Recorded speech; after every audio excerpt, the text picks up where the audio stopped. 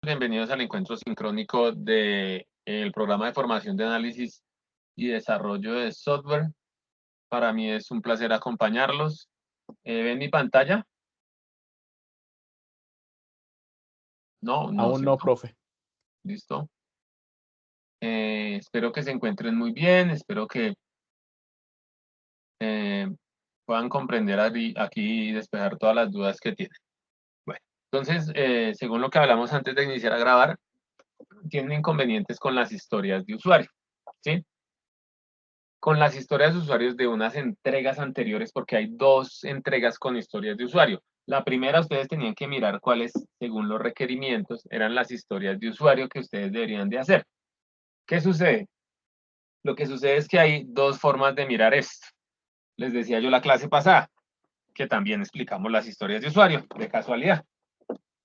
La clase pasada les explicaba que había un lado por donde uno iba a hacer toda la diagramación a través de la metodología clásica, y toda la estructura como la hemos venido trabajando. Y hay otra parte que se desvía hacia las historias de usuario, que se utilizan las metodologías ágiles y es para lo mismo, recolectar los requisitos. ¿Sí? Entonces, con los diagramas y con todo lo que hicimos, por un lado, que es la metodología clásica o la metodología tradicional, hacemos el proyecto a través de ese reconocimiento y esas observaciones y ese análisis de información de las entrevistas y todo esto que hemos hecho hasta el momento. Y por otro lado, usted se encuentra con el cliente y a través de las historias de usuario, él le describe lo que quiere. ¿Hasta ahí estamos claros? Compañero. Sinceramente, profe, no tanto. A lo que se refiere con las historias de usuario es con la tabla que nos pasó. Ya Listo, lo que entonces quiero saber mire, es cómo se llena esa tabla. las historias de usuario lo que hacen es describir lo que el cliente quiere. ¿Sí? Simplemente hay una plantilla, yo estoy mirando una de internet, cualquiera que sea, ¿cierto? Y dice, número 1, usuario. Entonces, pues si usted ha estado en las clases, se ha dado cuenta que hay un usuario, ¿cierto? Lo hemos visto en los diagramas, porque por eso con los diagramas lo podemos ver más fácil. ¿Sí lo ha visto o no lo ha visto? ¿Sí Sí, sabe lo que le señor. estoy hablando? Sí, señor. ¿Sí? ¿Seguro o no? Los diagramas los diagramas de UML que vimos en las clases pasadas. Sí, y vio que había un canal que era el usuario, ¿cierto? Sí, señor. Es la persona que va a utilizar esa aplicación a la Exacto. final.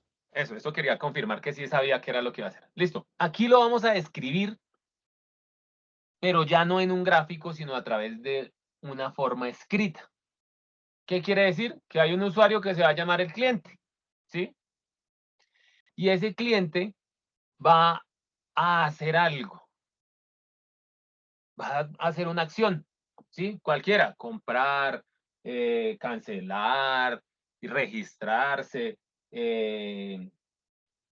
cambiarse la dirección, cualquier función que vaya a cumplir ese usuario, según la naturaleza de su proyecto. En este caso, él va a cambiar de dirección de envío. Esa es la acción que va a hacer él. Él está, en lugar del diagrama, aquí está describiendo, pero de forma escrita lo que va a hacer. ¿Sí? Prioridad del negocio, está calificando la prioridad como alta. Riesgo de lo que va a suceder en ese proceso de desarrollo, no tiene casi muy riesgo. Puntos estipulados 2. Y iteraciones asignadas 1, lo va a hacer una vez. Programador responsable, hay una persona que está responsable. Y la descripción, quiere cambiar la dirección de envío de un pedido. Eso es lo que él quiere hacer, ¿cierto? También hay otro campo que se llama validación y dice que el cliente puede cambiar la dirección de entrega en cualquiera de los pedidos que tiene pendientes envío. Listo. Eso es lo que tiene que hacer. Entonces usted tiene que coger cada rol, mirar qué hace y describir. Simplemente escribir, ya no a través del diagrama, sino de escribirlo a través de la historia de usuario, qué es lo que va a hacer. Esto es el primer paso que hicimos allá con los requisitos para que ustedes pudieran poner los requisitos acá, identificarlos mejor, ¿sí? Esa fue como allá en esa entrega que miramos de los requisitos, era como que conozcan que existe una plantilla que se llama historias de usuario y mire a ver qué pasa con cada rol de lo que sucede en cada una de las acciones que hace un actor. ¿Hasta ahí está claro? Profe, yo tengo una pregunta. Sí. Sino que usted nos mostró como dos formatos de hacerlo. Una era como las historias de caso de uso y otra eran estas historias de usuario. No, ¿Son lo bueno, ya mismo? ahorita les despejo esa duda. Tranquilos. Ah, Listo, listo. entonces estas fueron como las primeras historias de usuario que nosotros hicimos. Ya la clase pasada, vimos en la clase las historias de usuario a profundidad. Y ya yo les di un modelo. ¿Sí se acuerdan? Que lo descargaban de la página. ¿Sí? Si ustedes se encuentran acá en actividad de proyecto 2.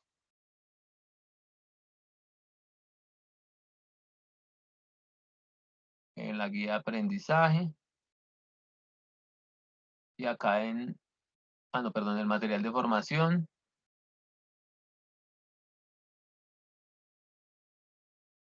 Miramos si estaban, no recuerdo si estaba en el primero o en el segundo. No, estaba en el primero. Material de formación.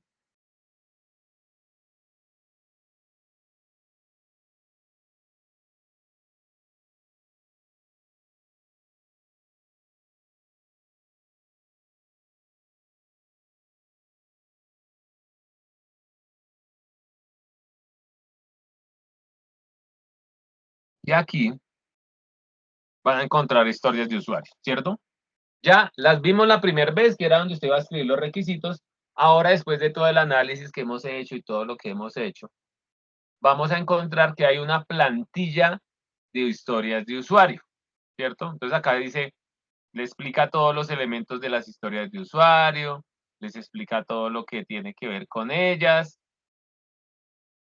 la importancia que tienen, acá que da ejemplos de más o menos cómo se crea una historia de usuario, y acá hay una plantilla de historia de usuario, y descargamos esta plantilla, abre un Excel, y ese Excel nos muestra un documento donde nos dice cómo se llena una historia de usuario.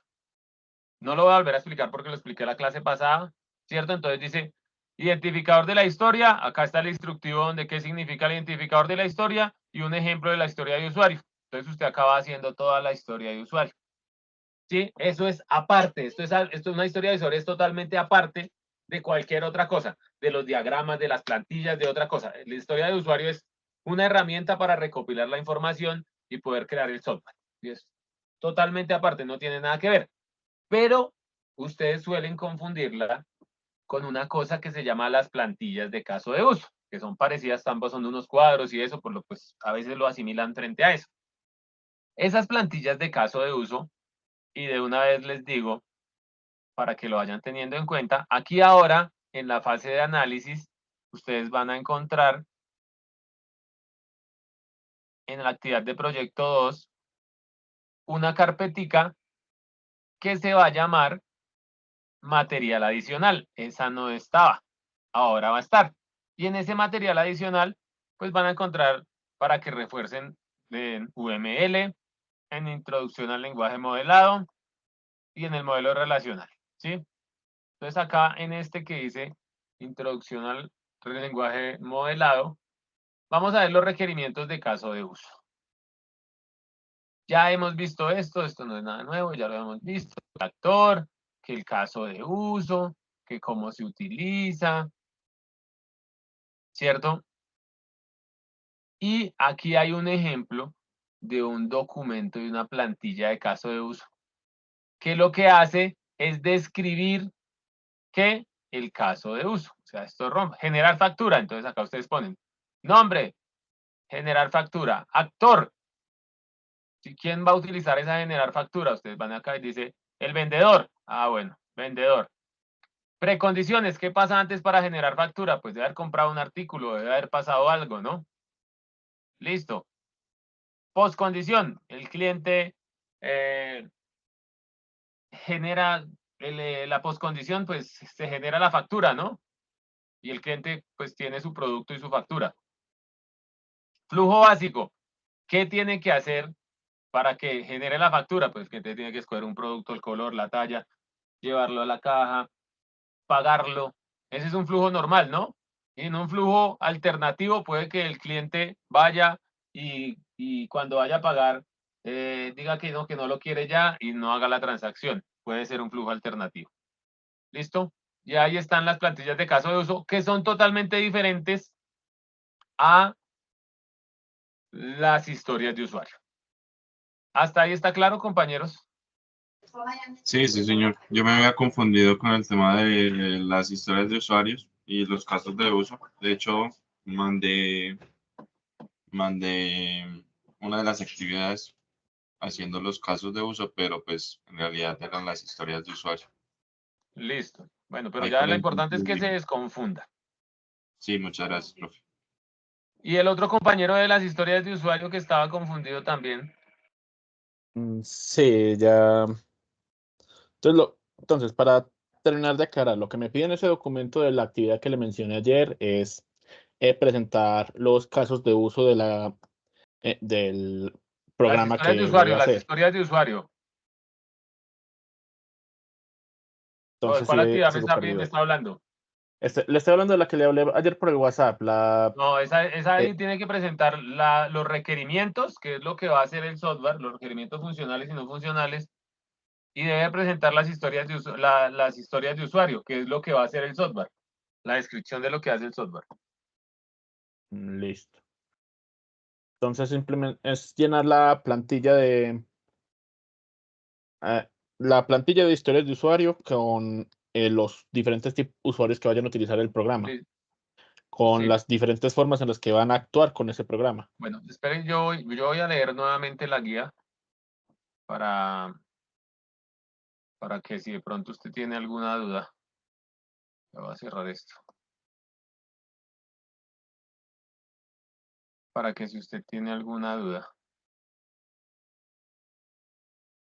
Si está aquí lo que estamos hablando, pues esto está en las sesiones en línea anteriores, las dos que he hecho anteriormente. Y si no está aquí, está en las de antes, lo que tiene que hacer es mirar los requerimientos funcionales y no funcionales y hacer las historias de usuario. ¿Listo? Entonces, Sino que en yo ese documento lo que tengo que hacer es plantarle en ese documento las historias de usuario de los que van a utilizar el programa a la final. Efectivamente. Listo. Sino que yo creo que uno se confunde mucho porque pues las historias de usuarios son un poco parecidas a los casos de uso. Sí, pero es que tiene una confusión de antes, que ya hemos pedido unas historias de usuario antes. Mm, Por ejemplo, ahí envié un caso de uso que había hecho al chat del Teams. Ah, envió un caso de uso al chat. Sí, sí, ¿Sí? señor, uno de los Listo, que venga, yo lo hice. miramos de una vez. Para despejarle. Ah, no, lo ha cargado. Ah, no, está la historia de usuario. Sí, exacto. Pensé que había visto el caso de uso, pero es que lo quería explicar así. Por eso estaba abriendo el material de formación antes. O sea, ¿esta es la historia del usuario o este es el caso de uso? Sino que es que, Ya le explico para que despejarle de una vez la duda también. gracias, ¿Listo? profe.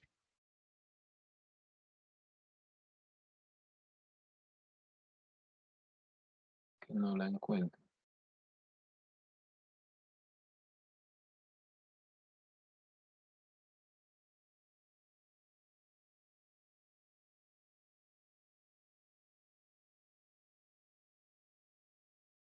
Espera, es que no encuentro la diapositiva, muchachos. Qué pena. Ya la encontré. Listo, ahora sí. Ahora sí, yo vi que muchos de ustedes tienen muy bien definidos, pues ya su EPMN. Estoy muy contento por eso, porque ustedes ya lo tienen bien estructurado, porque ya también han utilizado muy bien cada uno de los ítems para poder hacerlo de la manera adecuada. Después de eso, pues los casos de uso. Y ahora que se me hicieron, como que estoy viendo la que no es.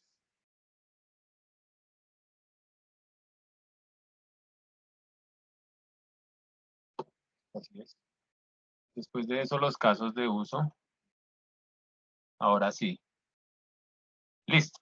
Ustedes hicieron los diagramas de caso de uso, ¿cierto? Hagamos cualquiera de esos. Este que se parece más. Este que se parece más. ¿Listo? Reservar libro y renovar préstamo. Y comprobar reserva. Esos son los 3 casos de uso que ustedes tienen. Hasta ahí estamos claros, ¿cierto? Todos ya Sí. saben qué es los casos de uso. Sí, señor.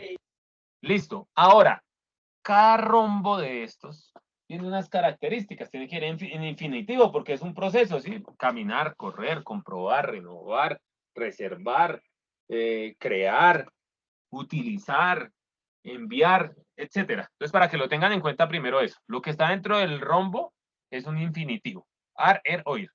Listo.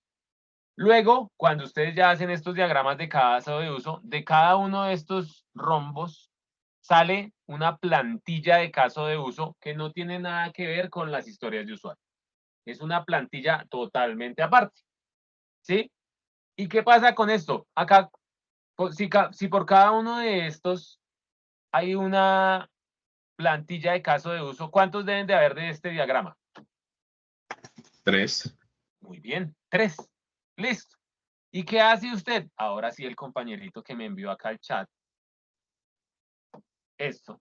¿Qué hace usted? Pues simplemente va a describir esto. ¿Qué dice? Descripción. El caso de uso, ¿cómo se llama?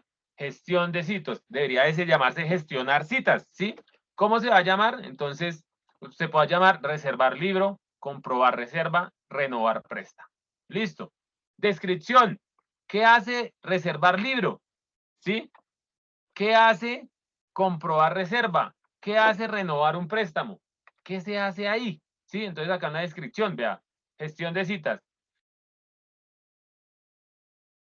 El manicurista podrá gestionar las citas de su gusto, días laborados, días de descanso y los horarios. Bueno, esa de gestión de citas es donde va a poder el manicurista hacer sus acciones. ¿Listo? Ahí está. Vamos a decir otro. ¿Qué se va a hacer cuando se va a reservar el libro? ¿Qué es reservar el libro? Pues él lo que hace es escoger un libro, llevarlo a donde la señorita y decir que lo va a utilizar, ¿sí? O si no se lo dan de una vez, pues debe ir para reservar el libro y acercarse y decir, bueno, necesito el libro de Matemáticas 5 del instructor José Benito. Listo. Ahí le van a mirar, le van a decir, ya se lo damos o no se lo damos, ¿sí? Entonces ahí describe ese caso de uso, lo que va a pasar. Precondición, haber ingresado a la cuenta como administrador. Ve, ahí está haciendo una precondición. Precondición de reservar libro, pues tener claro cuál es el libro que quiere. Podría ser, ¿sí o no? Que el libro exista en la base de datos de la biblioteca donde va a ir a reservarlo. Puede ser otra precondición, ¿sí o no? Que esté disponible y que no lo tengan todos los libros que él vaya a solicitar de ese ya prestados, porque si no, no lo puede reservar. Otra precondición. Y así pueden haber muchas precondiciones. Listo. Las acciones, ¿cierto? Las acciones, secuencia normal. ¿Qué pasa en el flujo normal? Pues en el flujo normal de esto, pues ingresa a la app, da en la opción de citas y gestiona el calendario para mirar el manucarista, ¿cierto? En el de reserva normal de un libro, pues él va a solicitar el libro, se lo reservan y se lo entregan y ya queda ahí el libro listo para que lo utilice. Ese es el flujo normal. Pero también pueden haber unas excepciones. Bueno, pero hablemos primero acá, sigamos en el orden. Las poscondiciones. ¿Qué pasa después de eso?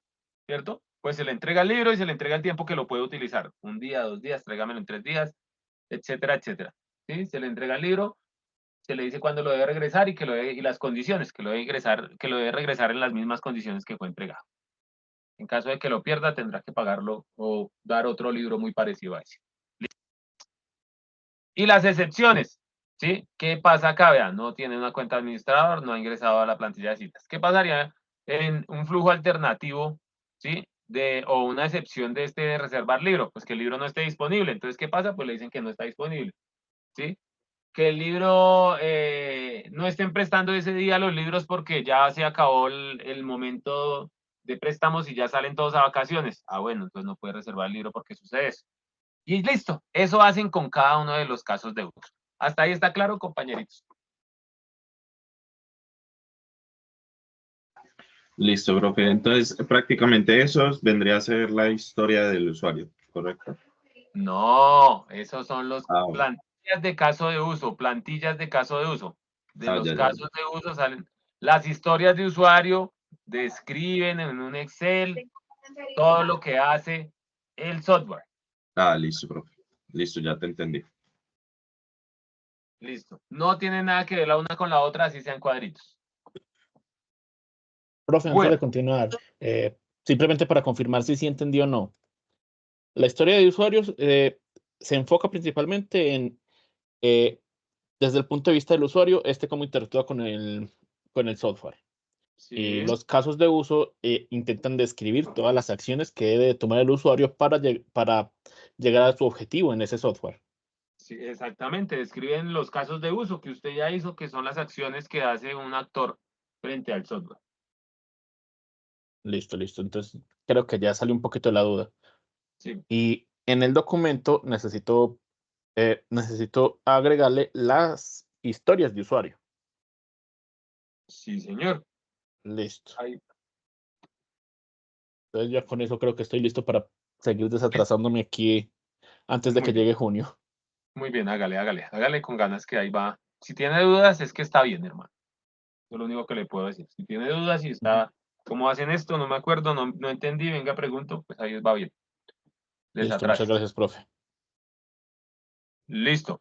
Entonces ahora sí vamos a continuar.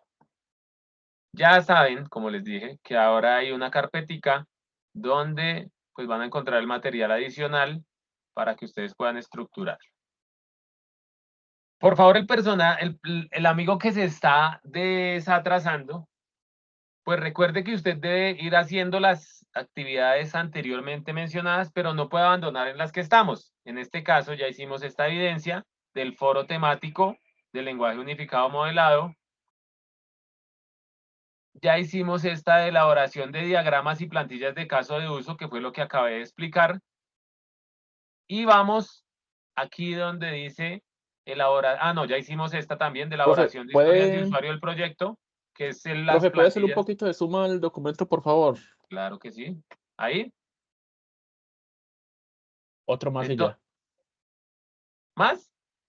Un único clic al más y ya. Ahí. Sí, muchas gracias. Entonces vuelvo y le repito. Ya hicimos este foro temático del lenguaje unificado modelado. Ya hicimos esta elaboración de diagramas y plantillas de caso de uso, que fue lo que acabé de explicar. Ya hicimos esta elaboración de historias de usuario, que fue lo que le mostré de la plantilla de historias de usuario, que vuelve y se repite, pero de manera más profunda. Y vamos ahora sí en este diagrama de documentación de las actividades del proyecto, donde ya vimos documentos de caso de uso, historias de usuario y plantillas, que ya fue lo que vimos anteriormente. Y estamos acá en el diagrama de clases, que es lo que vamos a ver hoy, el modelo de base de datos, el modelo del dominio. Y vimos el diagrama de actividades, ¿fue? ¿Cierto que sí? A ver quién me ayuda. Profe, ¿me recuerda si la actividad 5 que está más arriba también la hicimos ya? ¿Cuál? La AA5. No, ahí no está, vea. Vea, todas las que dice evidencia las que tiene que hacer. Hemos hecho foro temático que Sí, dice pero evidencia profe, al inicio. encima de es.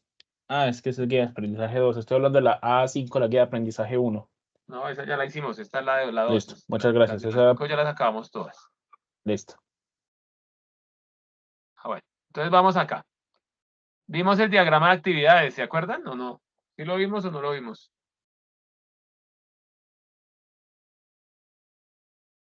¿Me acuerdan?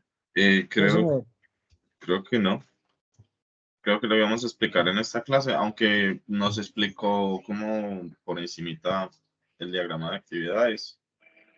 Sí, el diagrama de actividades ya lo vimos, que inclusive hice un diagrama en UML. Les expliqué la nomenclatura y las Ah, sí, actividades. sí, sí. Que no hicimos fue el diagrama de clases. Efectivamente. Muy bien. ¿Qué es lo que vamos a ver hoy? Listo. Para el diagrama de clases, ahora vamos a abrir varios de estos. De acá estaba. ¿Se acuerda que vimos el diagrama de actividades? Por acá vimos este. Con las barras y cómo íbamos haciendo cada uno de los ejercicios para que usted lo entienda. Este también ya lo vimos. No. Listo. Vamos a ver el diagrama de clases. Entonces, ¿se acuerdan que les estaba explicando que de aquí salía el almacenamiento donde habíamos hecho los barrilcitos, que si ustedes tenían bien este diagrama, donde se almacenaba la información, que vi que habían unos que estaba muy bien, que ahora vamos a mirar qué se almacena en esa información, ¿cierto?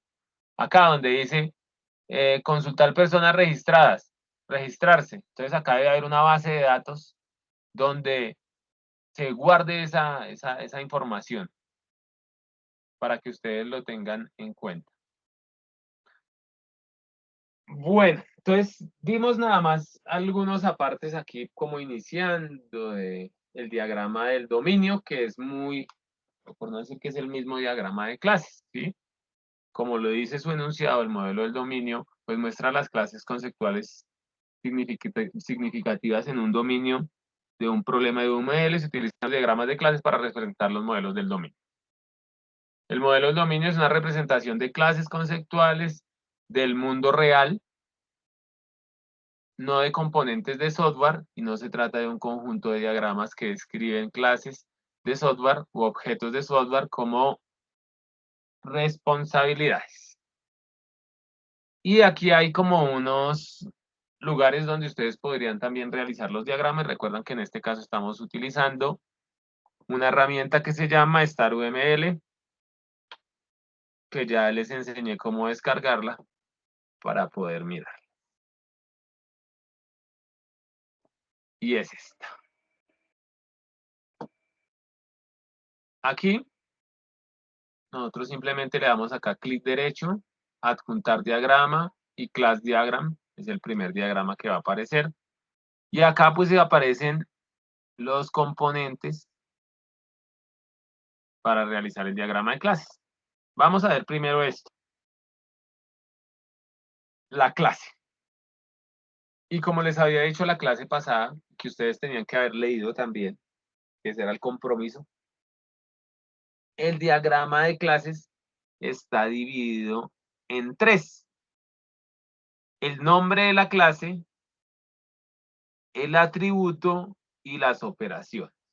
Esto basados en la orientación a objetos.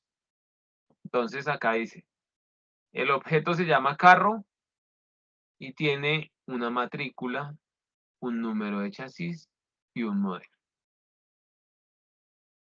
Y el carro puede arrancar y parar. Para el caso de ustedes que van a utilizar personas, van a tener un cliente, va a tener un ID cliente, un nombre del cliente, un teléfono del cliente, una dirección del cliente, y el cliente puede ingresar, modificar y consultar su información. ¿Listo? Y estas son las tablas con las tres partes. Nombre, atributo y método o operación que se puede hacer. ¿Hasta ahí están claros? ¿O no? Compañeros. No. Lo único que necesito que tengan es que cuando van a realizar la clase, tiene el nombre, el atributo y el método. Dividido en tres. Eso es lo único que necesito que entiendan. ¿Hasta ahí sí o no? Sí, señor. Listo. Ahora sí, vamos a explicar a profundidad el diagrama de clase. Vamos a tomar en un... Dime. Profe, qué pena interrumpirlo. Es que estoy descargando StarUML, pero mira que no me deja, me sale un aviso. ¿Pero lo estás descargando como yo les expliqué en la clase? Sí, pero sí, claro. ¿Y qué? Pero no me deja. Sí, ¿Cómo administrar? Tiene que darle clic derecho sobre el archivo que descargó y darle a abrir como administrador. Tiene que fijarse que si tiene el sistema operativo Windows, debe descargarlo para Windows o si no para el sistema operativo que tenga. Ah, listo, voy a hacer el intento de eso. Hágale, me va a contar. Bueno, entonces, el objetivo principal del modelo de clase es la representación de aspectos estáticos de un sistema. O sea, capturamos la información en un momento y miramos a ver qué está sucediendo. ¿Sí? Utilizando diversos mecanismos como la abstracción, la clasificación, la generalización y la agregación. El diagrama de clases, pues lo que hace es que recoge los objetos y sus asociaciones. O sea, ahora lo vamos a ver a todo desde el punto de vista de los datos. ¿Sí? Entonces, ¿cómo va a capturar esos datos? ¿Sí? ¿Cómo los va a guardar? ¿Y cómo los va a administrar? ¿Y cómo estos datos se van a relacionar los unos con los otros en diferentes aspectos del momentos y tiempos en nuestro programa? ¿Sí? Vamos a tener en cuenta varios aspectos o varias vistas de la misma información. La primera es cómo la vamos a capturar, cómo vamos a capturar esa información, ¿sí?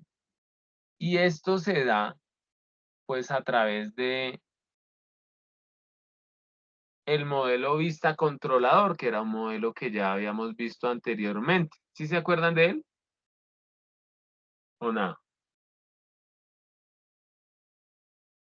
Sí, señor. ¿Sí? No le alcancé a escuchar, compañero. No.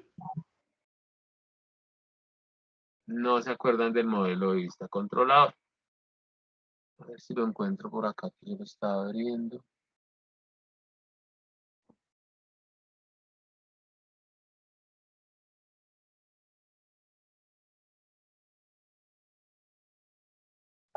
El modelo vista controlador no es el MVC. Sí, el MS. Exactamente eso. Pero es que ya lo había explicado en algún momento por acá. Sí, ya lo habías explicado. Pero ¿por qué? Ah, acá, a ver. Listo. Entonces, ¿qué pasa? Aquí vamos a ver la vista, ¿cierto? Que es lo que muestra al usuario, que es por donde va a capturar los datos. Pues el usuario, el controlador, que es lo que va a suceder en la lógica del negocio, cómo va a estar estructurado y cómo va a manipular esos datos. Para que ustedes comprendan esto, ¿cierto? Entonces, vamos a estructurar ese diagrama de clases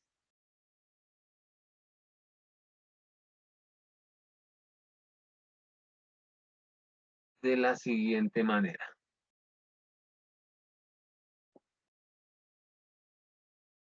Bueno, acá ya es lo mismo.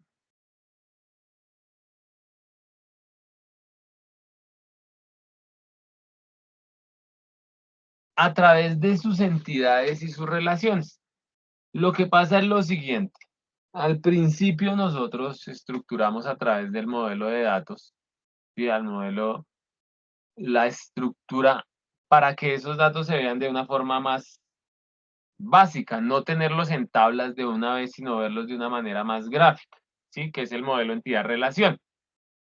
Este modelo entidad-relación pues describe lo mismo que vamos a utilizar nosotros en la base de datos.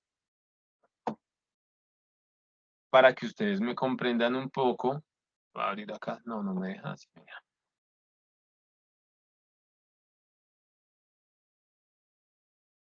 Yo puedo ver esta misma información a través de diferentes formas. La primera, vamos a ver acá esta página.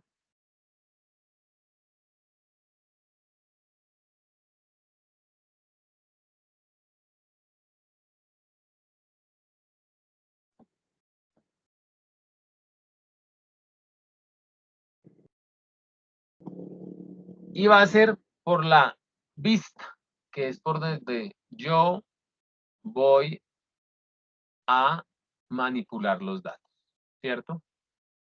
Entonces acá ya, tenemos una sección donde dice cédula de ciudadanía, tarjeta de identidad, cédula de extranjería y etcétera. Listo. Y esta se llama el tipo de documento. Entonces vamos a verlo desde aquí que se muestran los tipos de documentos. En una tabla se vería así. Voy a poner la grandecita para que la vean. Y va a decir tipo de documento.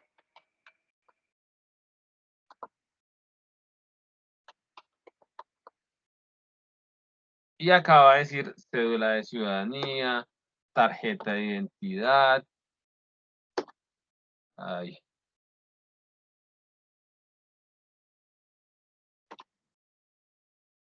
Cédula de extranjería. Y etcétera, etcétera, todo lo que yo quiera poner acá. Listo, esta es una tabla que vamos a tener aquí.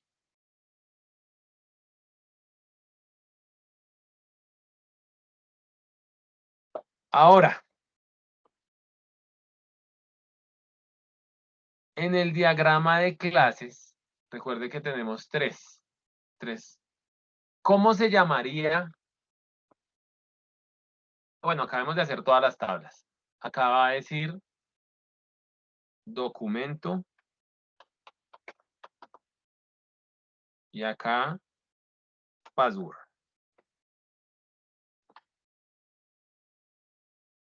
Número de documento. ¿Cuántos números de documento pueden haber? Todos los que me quepan de acá para abajo hasta el infinito y más allá. Con la misma cantidad de password que va a almacenar la información ahí. Eso es claro que esto es como estamos viendo. Voy a hacerlo un poquito más largo. Como estamos viendo, esto mismo que estamos acá solicitándome, cédula de ciudadanía, el número de documento y la contraseña. Y eso cuando lo escribo, me va a quedar acá, en una tabla. ¿Hasta ahí estamos claros? Sí, señor. Bueno. ¿Alguien no ha entendido? Tenemos datos formulados aquí en la tabla. ¿Cómo? Tenemos datos tabulados ahí en la tabla de todos los usuarios. Eso. Ahorita podemos escribir si queremos acá 50 cédulas y 100 passwords, no pasa nada. Listo. Ahora, ¿cómo se llama esa tabla? ¿De quién estamos hablando ahí cuando nosotros estamos recopilando esos datos? Un cliente. Usuario. Efectivamente. Entonces la tabla se va a llamar usuario. Listo. Ahora, ¿qué atributo le está pidiendo a ese usuario? Documento de Tipo de identidad. documento. Listo. Pues vamos a poner, como lo dice aquí, Tipo de documento. el tipo de documento. Va a ser lo sencillo, bueno, tipo de documento. Voy a hacer la llave primaria, que es la llave o la información más importante que va a tener nuestra tabla y con la cual vamos a identificarla, ¿cierto? ¿Cuál es el atributo único e irrepetible para nosotros? El ID de usuario. Claro, ¿y es la qué? En este caso, El documento. la cédula de ciudadanía, ¿cierto? Listo, tiene la cédula de ciudadanía. ¿Puede tener más atributos? Claro que sí. ¿Cómo cuál? El nombre. Pero la cédula es el único que es irrepetible. ¿Sí o no? Como apellido.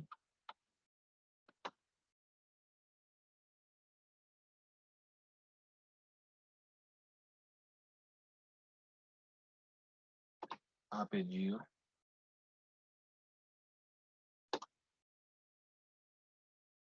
¿Puede tener otro atributo?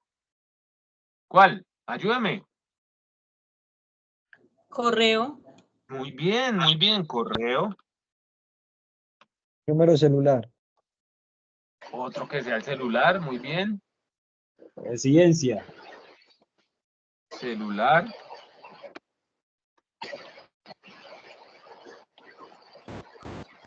Dirección. Y listo. ¿Y el password? Muy bien. Ahí faltó el password, que es importante. Password. Ahora las operaciones. ¿Qué puedo hacer yo con esa información?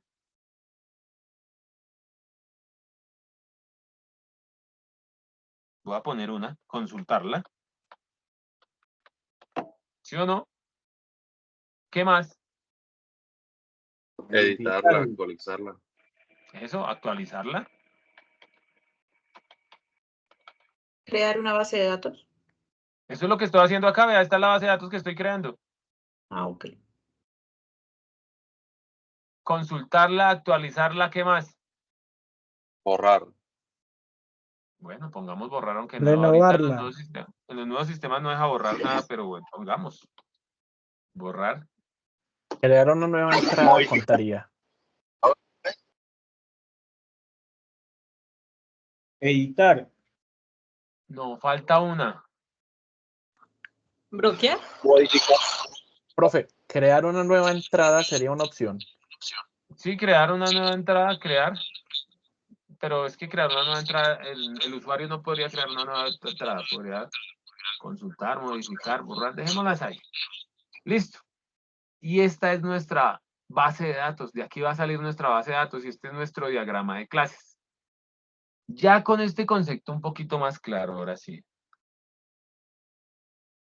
Vamos aquí y vamos a mirar que podemos verlo desde esta vista. Está lo mismo, vea, sino que no está a través de unas tablas, sino está a través de un modelo. Pero me salté 2 diapositivas, las cuales le voy a describir. ¿Para qué? Vamos a hacer un pequeñito paréntesis y aquí en la guía, si la encuentro alguna vez de la vida, en la guía dice que tenemos que tener un modelo de base de datos. Los modelos de base de datos son los que voy a explicar aquí, ¿sí? Para que ustedes los tengan claros y puedan seleccionar alguno de ellos según lo que más les sirva o les corresponda en su trabajo, ¿sí? El modelo de base de datos simplemente habla de la forma como están organizados los datos y cómo usted los va a estructurar en su proyecto. Comencemos por el primero, que es el modelo de base de datos relacional, que es el que he comenzado a explicar ahorita, ¿sí? Este modelo de base de datos relacional, que creo que es el que ustedes van a utilizar, es el más utilizado y el más seleccionado a nivel empresarial. Inclusive algunos grandes proyectos, no todos, utilizan este modelo de base de datos relacional, pero cuando ya hablamos de alguna web que tiene mucha información, a veces este modelo relacional queda corto. Entonces hay que utilizar otros modelos más ágiles para poder estructurar la información. Como vieron, está conformado por tablas que se relacionan. ¿Qué quiere decir? Acá ya creé yo la primera tabla que se llama usuario, pues de pronto podemos crear otra que se llame factura, ¿cierto? Y estas dos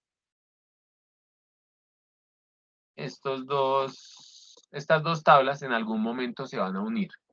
Entonces, por eso se llama el modelo relacional, porque lo que hace es que se unen esas tablas, ¿sí? Y se relacionan entre sí a través de un atributo en común, y a través de un ID que nosotros les vamos a dar. Son flexibles de manipular para manipular los datos, se pueden utilizar con varios lenguajes para que puedan servir con SQL, con MySQL, etcétera, etcétera. Es muy fácil con estas tablas poder administrar los datos, como vimos acá, poder administrarlos, poder recuperarlos, poder tenerlos, poder seleccionarlos y poder hacer todo el CRUD. Ese es el primer modelo. Hay otro modelo que es el modelo jerárquico. Y lo que hace es que según su nivel de importancia va estructurando la información. Y del padre, que es el punto más importante, de ahí descienden sus hijos para poder comenzar a hacer las búsquedas, ¿sí? Las cuales están según el nivel de importancia desde los nodos más de arriba, que son los nodos padre, hasta los últimos nodos, que son los nodos hijos. Los nodos hijos tienen una estructura de árbol, ¿sí? Que en la punta está lo más importante, de ahí para abajo, que es la estrellita, y de ahí para abajo están los otros datos. Está el modelo de base de datos orientado a objetos, que también tiene que ver con el modelo relacional, ¿sí? Ambos están orientados a objetos, y lo que hace es lo que también ya hemos visto, que es agrupar en bloques o en objetos los datos para representarlos, y tienen atributos y métodos. ¿Qué quiere decir? Que este modelo de base de datos orientado a objetos con este modelo de base de datos relacional están fusionados, para que ustedes lo comprendan. Son estructuras muy flexibles, muy comprensibles y muy fáciles de usar. Por último, el modelo de base de datos de red, que es muy parecido también al jerárquico que vimos, pero en este ya no hay un solo padre, sino pueden tener varios hijos para diferentes lados. Puede ir tanto para arriba como para abajo. Tiene muchos más registros y permite tener mucha más flexibilidad frente a un hijo y cómo se conecta la información entre sí. Entonces, aquí ustedes ya van mirando cuál es el modelo de base de datos que ustedes van a utilizar en su proyecto, para que cuando vayan a responder tengan claro acá en esta que dice, después de historias de usuario en plantillas, la metodología de la base de datos, ¿cierto? El modelo de base de datos, perdón. Listo. Se supone ahora sí que en la ingeniería se debe estructurar primero de esta manera los datos con este modelo de entidad-relación, para que usted lo pueda entender, y después pasar este modelo a tablas, ¿sí? Entonces, si yo le muestro a usted esta tabla y usted no comprende aún, usted lo que tiene que hacer es devolverse un poquito y hacer otro diagrama que sea el MER. Por acá, a ver si lo encuentro.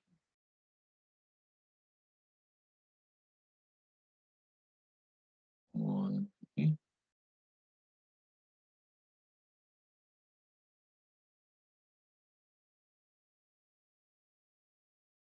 Este. ¿Sí es?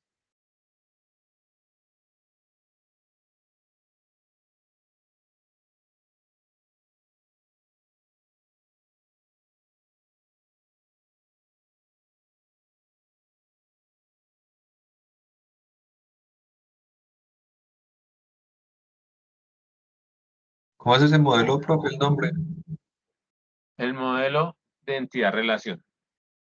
Bueno, para que Gracias. comprendan un poco mejor, voy a explicarlo aquí también, que lo tengo. Aquí en su plataforma,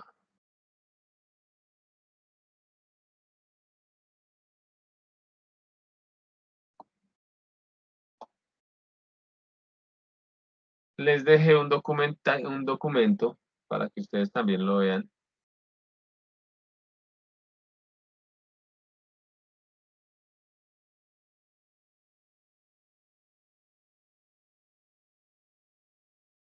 que se llama de mera relacional. Entonces acá lo que hace es explicar eso, cómo se capturan los datos, ¿sí? Y cómo está el nombre y los atributos, que fue lo mismo que hicimos en las tablas,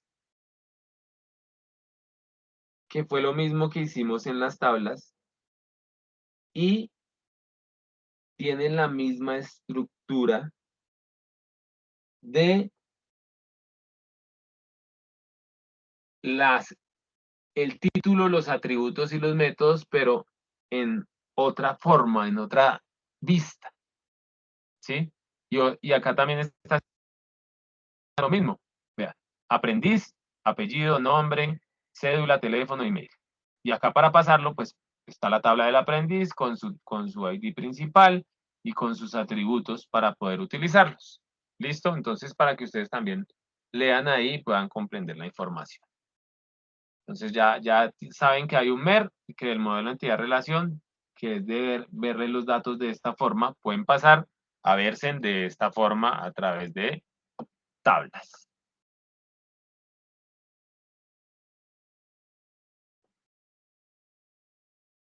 Listo. Ahora, vamos a continuar.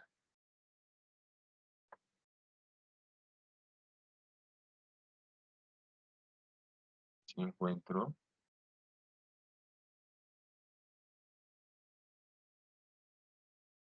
A desglosar nuevamente lo que ya habíamos explicado. Los atributos. Yo creo que en el nombre no van a tener muy difícil lo que van a almacenar, ¿no? Si van a almacenar, pues, el nombre del usuario, el usuario, pues ya saben cuál es, si van a dar al cliente, si van a almacenar el nombre del administrador, pues entonces van a tener una tabla que se llame administrador. Si van a almacenar productos, pues van a tener una tabla que se llame productos. Si van a hacer facturas, van a tener una tabla que se llame factura y así sucesivamente con todos. El título ya lo tienen claro o no, todavía no saben de dónde va a salir ese título de la información que va a hacer. ¿O sí? Dígame.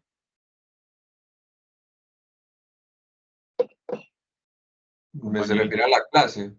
Sí, a la clase. ¿Cómo se va a llamar la clase? ¿Cuál es el título de la clase? Sí, acá se va a llamar usuario, factura, administrador, producto, empleados. Listo, ahí se va a llamar la clase. Ahora sí vamos con los atributos, que son la parte del medio. Los atributos representan los datos. O sea, la suma de los atributos dan como resultado ese título que estamos hablando. ¿Cierto? Entonces, estos son los datos que van asociados al objeto, al nombre de la clase. Las operaciones o métodos representan las funciones o procesos que se pueden realizar a la clase.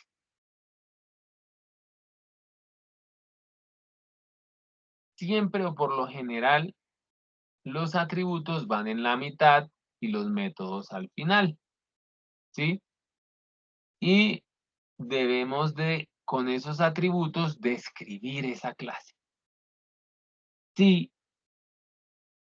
Voy a poner un ejemplo, a ver ustedes que me escriben ahí en el chat para ver si se despiertan porque hoy están como callados. Si yo digo que hay una clase que se llama computador. Primero, ¿cuál sería su atributo principal? Y de ahí para abajo el resto de atributos. Todos en el chat van a escribir. En el chat van a escribir. ¿Cuál sería su atributo principal? Recuerden que el atributo principal es un atributo irrepetible, que solamente tiene uno y lo identifica a él.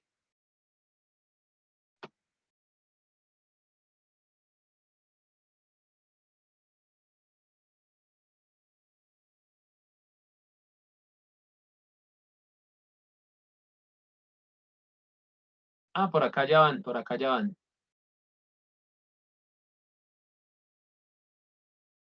Listo. Sigan escribiendo.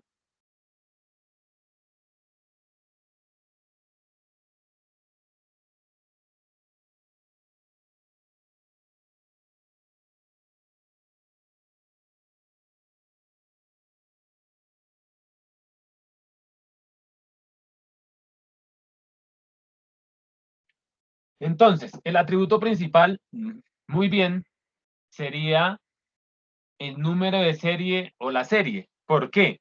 Porque es un número único y repetible, ¿cierto? Y de ahí para abajo podríamos ir escribiendo los otros, marca, no sé, tipo de procesador, tipo del tamaño de la pantalla, etcétera, etcétera, etcétera, todos los atributos que se nos ocurran de ahí para abajo. Podremos escribir memoria RAM, si es portátil o es de escritorio, ¿cierto? El modelo, etcétera. Entonces, ahí tenemos los atributos. Pero estos atributos tienen ciertas características que ahora vamos a mirar. Los atributos se clasifican en simples o en compuestos o en derivados,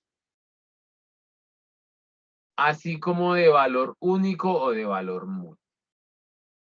Los simples, que son los que hemos visto ahorita, significa que el valor del atributo es mínimo y ya no puede dividirse, como un número de teléfono o un ID en celular, o como el número de serie, ¿cierto? Es un número y ya. Número de serie 2534-8 y de ahí para allá. 25, 24, 25 hasta que se acaben los números, que nunca se van a acabar. Entonces, cuando son simples, están ahí y no se pueden dividir. Venga, a ver, buscamos acá.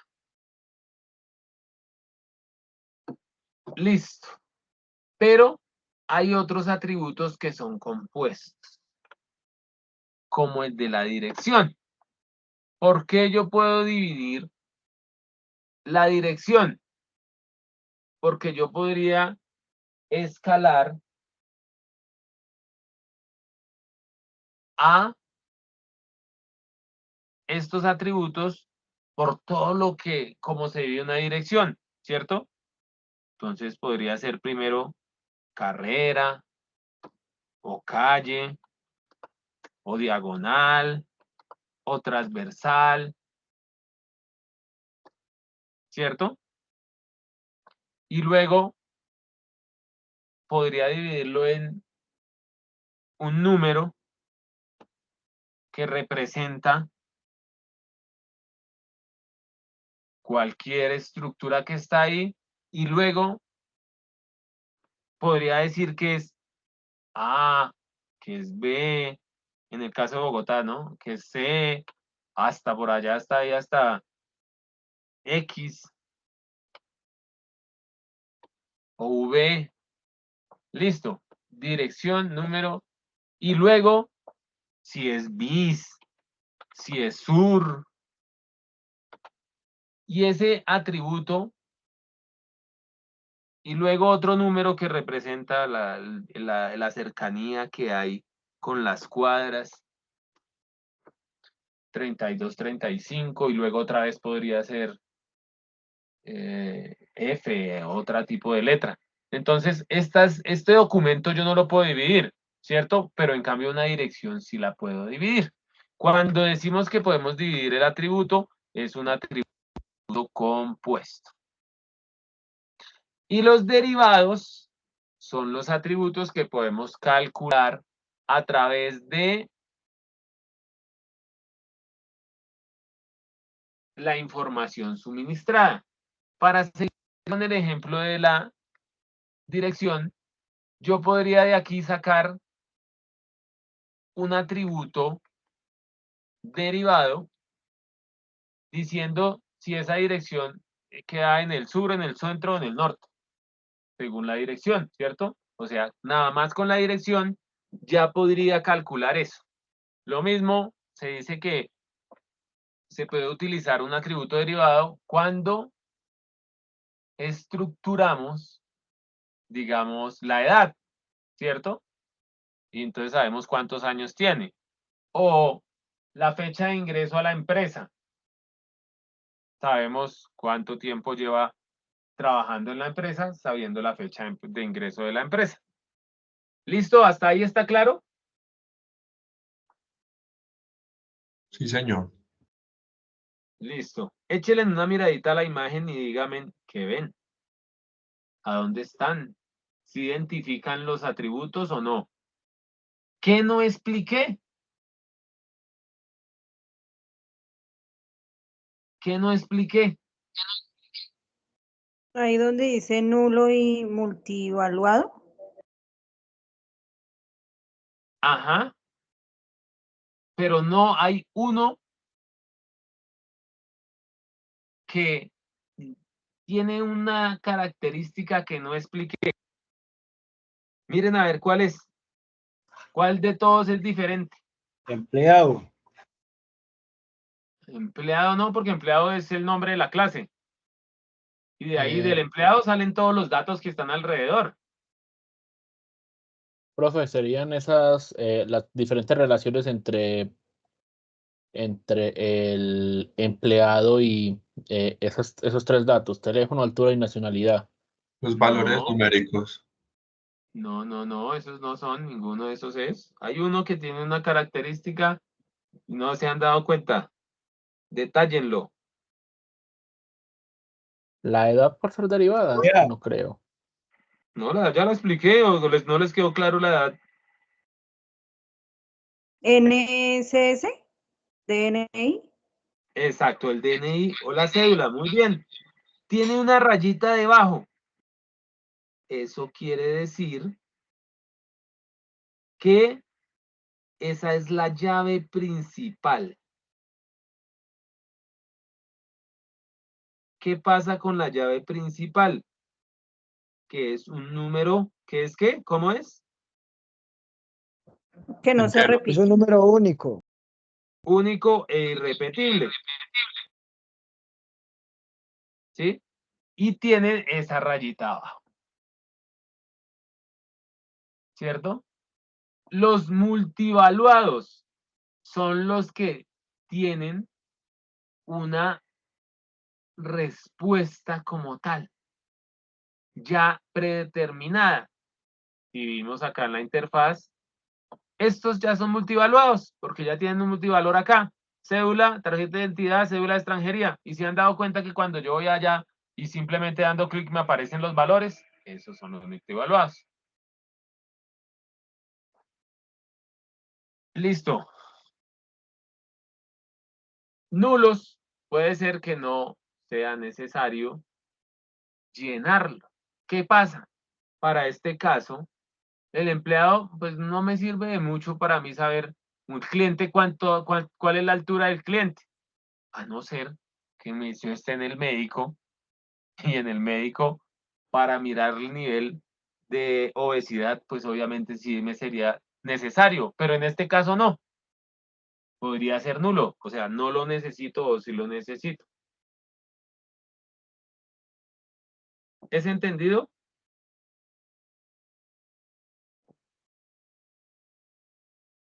Sí, señor. Listo. Continuamos.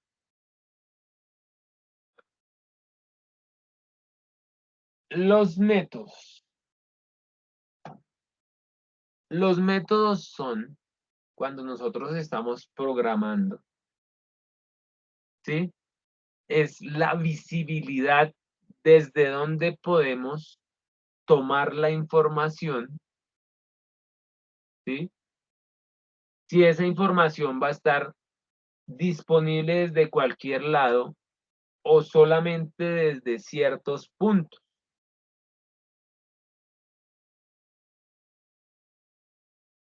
Entonces, vamos a decir si es pública si es privada, si es protegida, si tiene modificaciones de acceso, ¿sí? Por lo general, y ahorita comenzando, vamos a poner todo público, perdón, todo público, ¿listo? Y más adelante, pues vamos a comenzar a estructurar nuestra base de datos de manera más regulada para mirar si es privada, protegida o con un modificador de acceso. Voy a explicarle cada una de estas. El símbolo más que nos pone por defecto como para los detallistas nuevamente, que están acá, ¿cierto? Nos dice que es pública, vea. No, los que se fijaron que tenían más ahí, pero también podría cambiarla a privada. Y va a salir ahora un menos. O a protegida y va a salir un asterisco. Un numeral, perdón, o un michi. Por el momento vamos a dejarlas públicas para que se puedan acceder desde ¿dónde? Ahora sí. Indica que el método será visible tanto dentro como fuera de la clase. O sea, se va a poder acceder desde cualquier lado. Y está disponible para un consumo externo. ¿Qué quiere decir? Que yo dentro de cualquier lugar de mi software puedo acceder a esa clase, llamarla y utilizarla.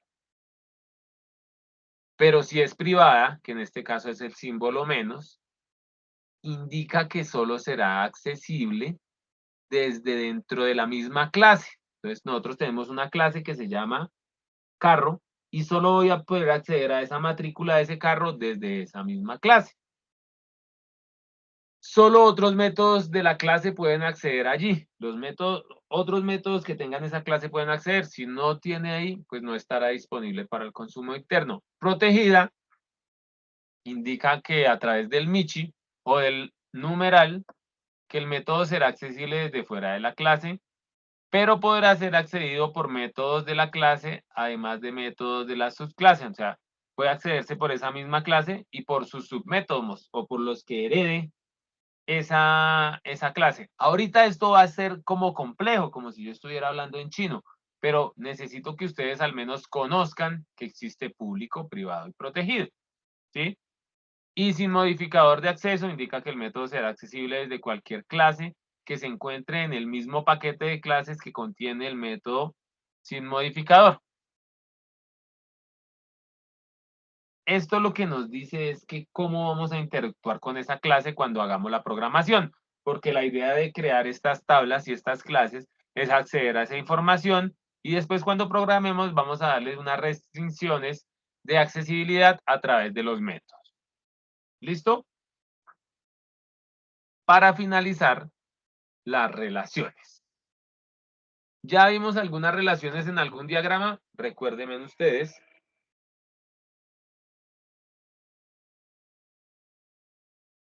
Las del caso de uso. Muy bien, las de caso de uso. Ya vimos algunas ahí con los diagramas de caso de uso. Y estas, pues, al menos van a ser muy parecidas.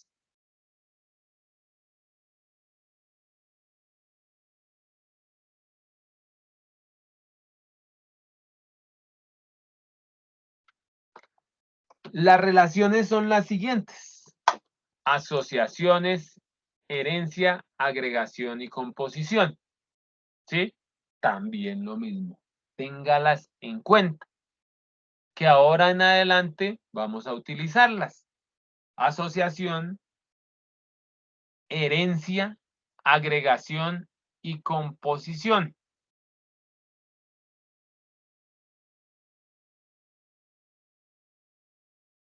Una relación de asociación debe tener como mínimo 3 elementos. El nombre de la asociación, la navegabilidad y la multiplicidad.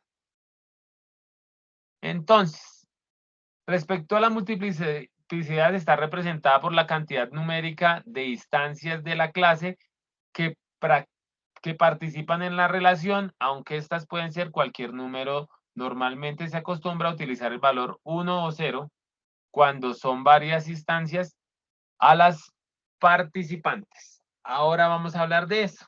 Muy fácil. Vamos a hacer una asociación, ¿cierto?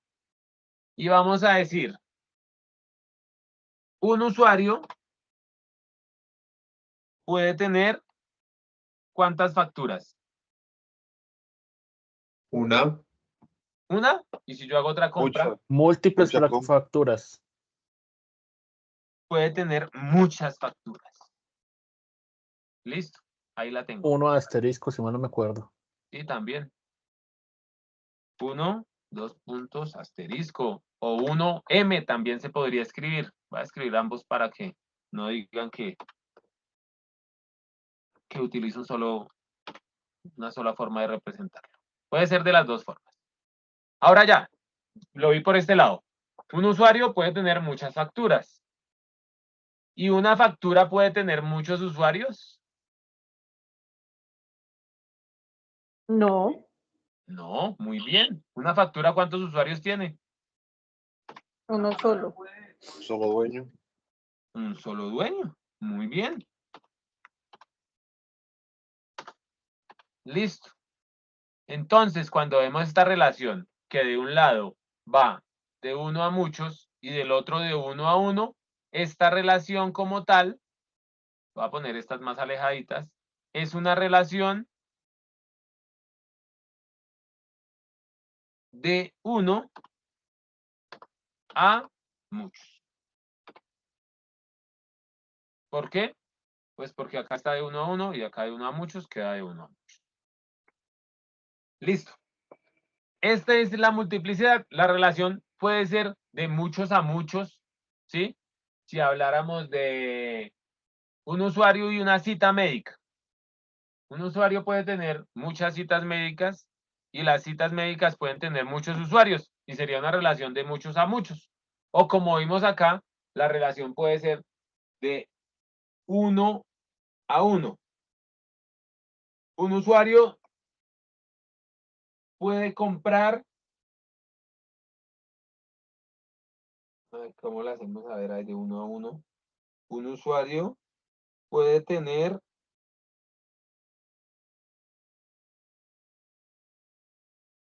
un número de cuenta y un número de cuenta puede tener un usuario. ¿Sí? Y ahí no solamente pueden tener uno y uno y es una relación de 1 a 1. Eso quiere decir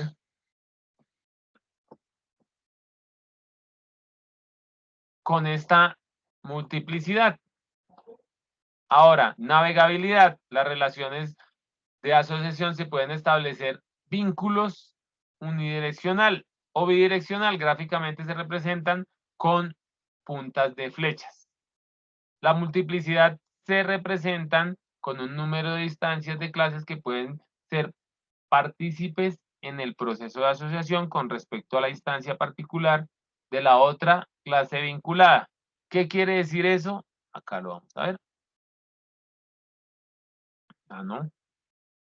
Bueno, tengámoslo acá. Pueden indicar acciones, como lo habíamos visto anteriormente, ¿sí? Pueden ser solo asociaciones, pueden ser agregaciones, composiciones, dependencias, generalizaciones, ¿sí? Aquí pueden estructurarse de mejor forma para mirar cómo están estructuradas, cuál es la asociación que hay, ¿sí? O cómo está compuesta. Digamos, si yo tengo acá otra tabla que se llamara productos, ¿cierto? Podríamos decir que la factura está compuesta por los productos, ¿cierto? Y en esta relación, pues, tendríamos que mirar que es de 1 a 1, de 1 a muchos, etcétera, etcétera. Para que ustedes vayan teniendo idea. Ahora viene otra cosita que es importante, que son los tipos de datos. Los tipos de datos indican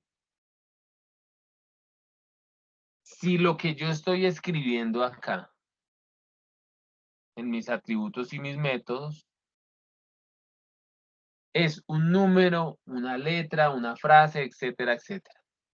Entonces, hay tipos de datos numéricos, lógicos y de carácter. Los tipos de datos numéricos son los enteros y los reales, ¿sí? Los enteros son números exactos, positivos, los reales son comas flotantes. Perdón, los enteros son positivos y negativos, los enteros son de coma flotante, entonces, según la estructura y la naturaleza de mi proyecto, yo tengo que mirar cuál es el tipo de dato que voy a seleccionar. Cuando son lógicos, me indica si son falsos o verdaderos. Y cuando son de carácter, pues son alfanuméricos, pueden ser numéricos, especiales o cualquier tipo de cadena de caracteres. Ahora, vamos a mirar aquí, según ustedes, qué tipo de dato tenemos aquí. Primero mírelos y escríbalos o téngalos ahí presentes para saber qué tipo de dato es. Y ahí vamos a mirar si sí o si no, o que se equivocan o no, que no se equivocan.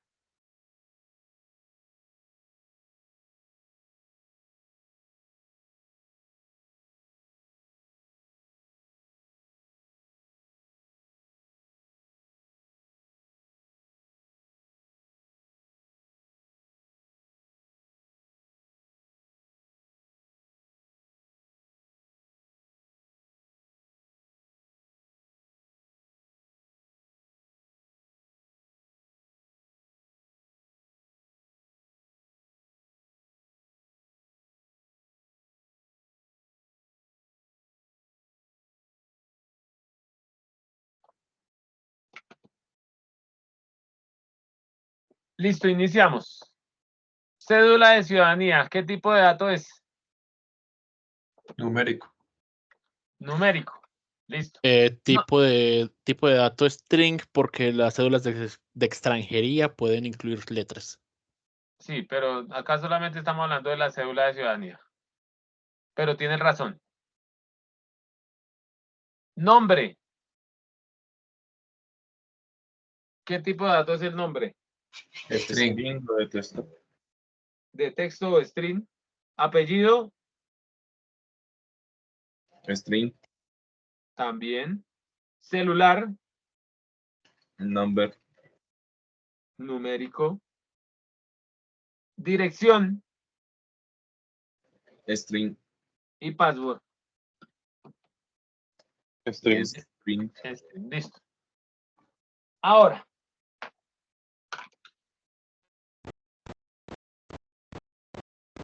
esta es la cantidad de datos que puede almacenar según las características. Si son booleanos, o sea, si son lógicos, son booleanos, y puede almacenar un byte que es un 0 o es un 1, algún carácter de esos, es de bit, puede ser de byte, que puede almacenar desde 0 hasta 255, puede ser carácter o char, que puede almacenar menos 128 hasta 127, puede ser entero, int, que puede almacenar menos 32.768 hasta 32.767. Puede ser largo, un dato de texto largo o una palabra. En el caso de arriba, desde 0 hasta 65.535, un tipo largo que son 2 bytes, que son desde, este está 2.147.483.684. El string, que es el otro que, puede ser doble, puede ser string, que es una línea de caracteres, o puede ser un arreglo, que es una colección de variables. Ahora, que saben que existen los tipos de datos, sí, vamos a ver las conexiones y todo lo que hemos visto por aquí para que ustedes lo entiendan. Entonces, ¿cuáles son los 3 elementos de una clase? Vamos a hacer la pregunta al compañero Jonathan Steven.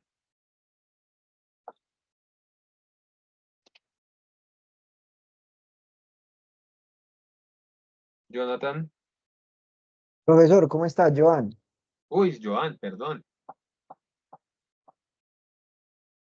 Joan. Los 3 componentes de una clase. Sí. 3.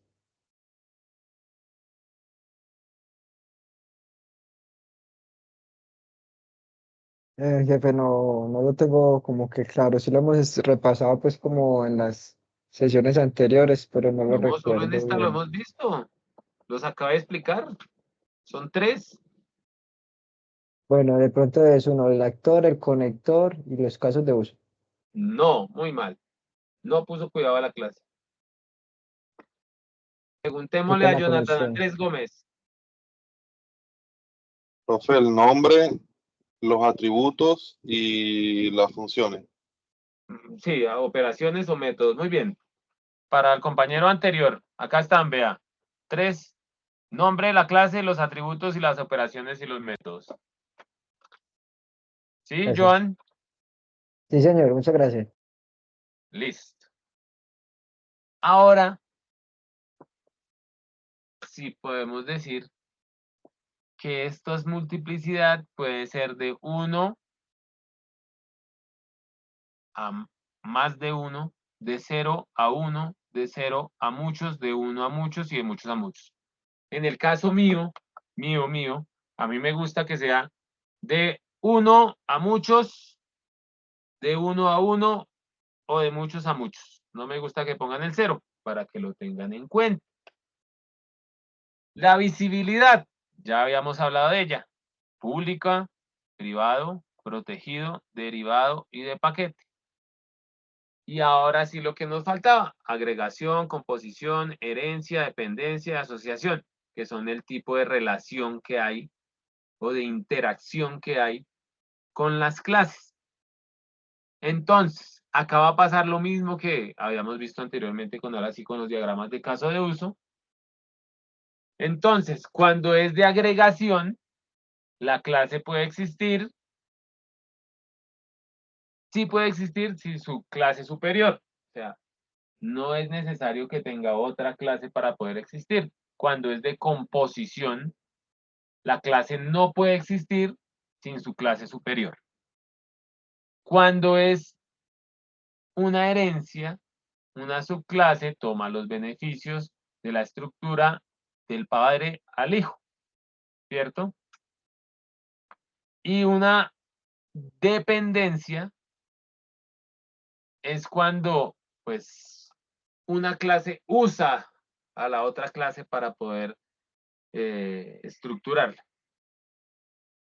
Ahora, la flechita o la lineecita solita, pues simplemente es una asociación. No pasa nada, está bien también. Entonces ahora, vea la que yo he utilizado fue esta que es composición. Y aquí en mi diagrama quiere decir que la factura no podría existir sin los productos, ¿cierto? La factura está compuesta por esos productos. Si no hay ningún si no hay ningún producto, ¿podría existir la factura o no? No. Eso es.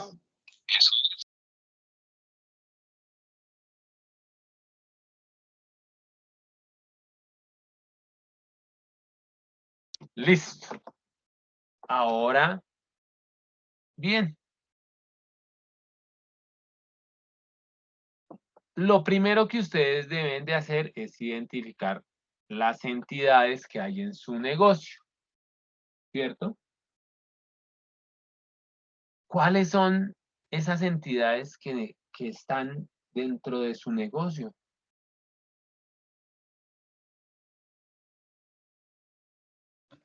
Clientes, empleados y ya. ¿Y no tendrán por ahí productos, Servicios. servicios? Exacto. Acá vamos a hacer un ejemplo con una biblioteca. Lo primero que hago es identificar las entidades. Cliente, libro, en una biblioteca están los libros, autores y las editoriales. ¿Cierto? Está el cliente, están los libros. De pronto, ¿cuál otra faltaría? A ver, pongamos una de nosotros.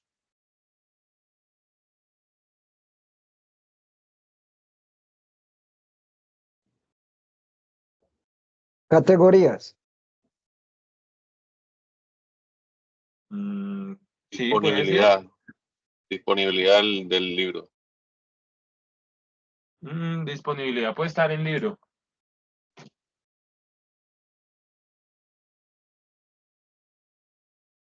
Yo pondría una que sea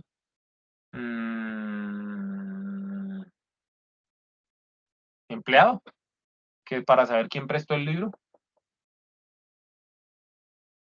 Podría ser. Listo. Ya ustedes las tienen que detectar, las de su proyecto. Ahora, después de haber mirado cada una de ellas, van a detectar los atributos de ellas. ¿Sí? Los atributos de cada una de ellas. De cliente, ya sabemos algunos: nombre, cédula, fecha de nacimiento. De libro, que no habíamos visto ninguna de la del libro: nombre del libro, ID, autor, editorial, año de publicación. Listo. Autor.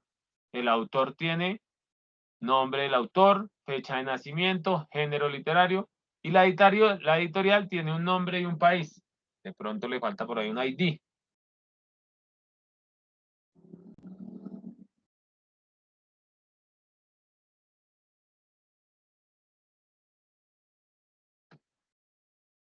Listo, después que hacemos eso, pues podemos pensar cómo podemos estructurar esos datos o cómo quedarían en una tabla, ¿cierto? Pues queda, vea, nombre, podemos poner todos los nombres, fecha de nacimiento, todas las fechas de nacimiento, género literario, todos los géneros literarios. De cada uno de las entidades que tenemos allí, podemos hacer una tabla como las que está acá. Y podremos llenarlas para mirar si está funcionando de la manera correcta. Y así, después que tenemos esto, lo pasamos a una tablita que se va a llamar autor. Y que va a tener sus atributos que vamos a encontrar acá: nombre del autor, fecha de nacimiento y género literario. ¿Listo? Y después vamos a mirar las asociaciones con cada una. Entonces, muchachos, con esto ya ustedes pueden presentar esta evidencia y pueden también hacer lo siguiente: un informe con esos resultados obtenidos, donde van a identificar si después de haber modelado todo, si era como ustedes habían estructurado desde el principio su software o se modificó en algo. ¿Listo? Si sí estaba bien como lo han pensado desde un principio, o encontraron algunas cosas que se fueron modificando con los aspectos que fueron encontrando a través del modelamiento. ¿Listo? Entonces, el domingo me pueden presentar este trabajito. ¿Está claro? Profe, entonces esta entrega, ¿me puede volver a poner la guía, por favor? Sí, señor. Ya ahí está.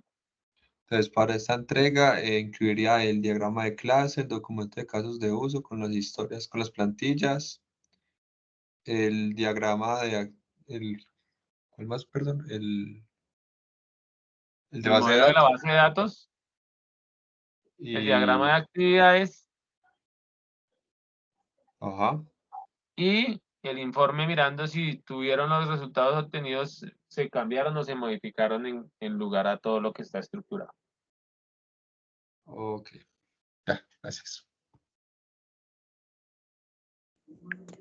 Profe, pero ese informe es que con portada, así como lo hemos venido haciendo los trabajos, o Todos los diagramas en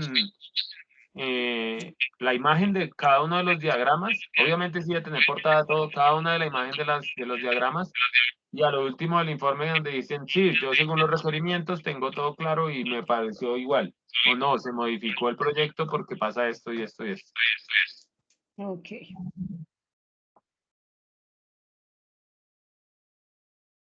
Profesor, yo tengo una pregunta, me disculpa. Dígame. Eh, Profesor, lo que pasa es que pues, yo estaba revisando las actividades o las evidencias pasadas y pues no sé si de pronto me quedó mal enviado las evidencias sobre las metodologías de desarrollo, que veo que aún no están calificadas. Entonces Yo no sé si me califiqué ya quedaron, todo. ¿Cuándo la envió?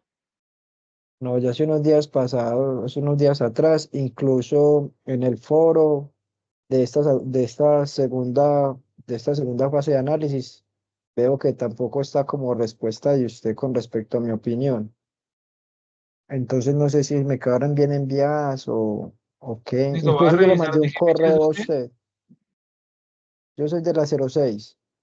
Ah, bueno, voy a revisar y ya cuando termine le envío un mensaje ahí a todos que ya está todo calificado para que miren las retroalimentaciones. Le agradezco mucho. Listo.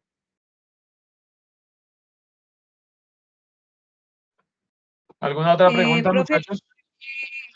sí, profe, o sea que prácticamente esta evidencia recopila todas las otras dos que hicimos, ¿cierto? Señorita, muy bien, las otras tres. Sí, bueno, el foro.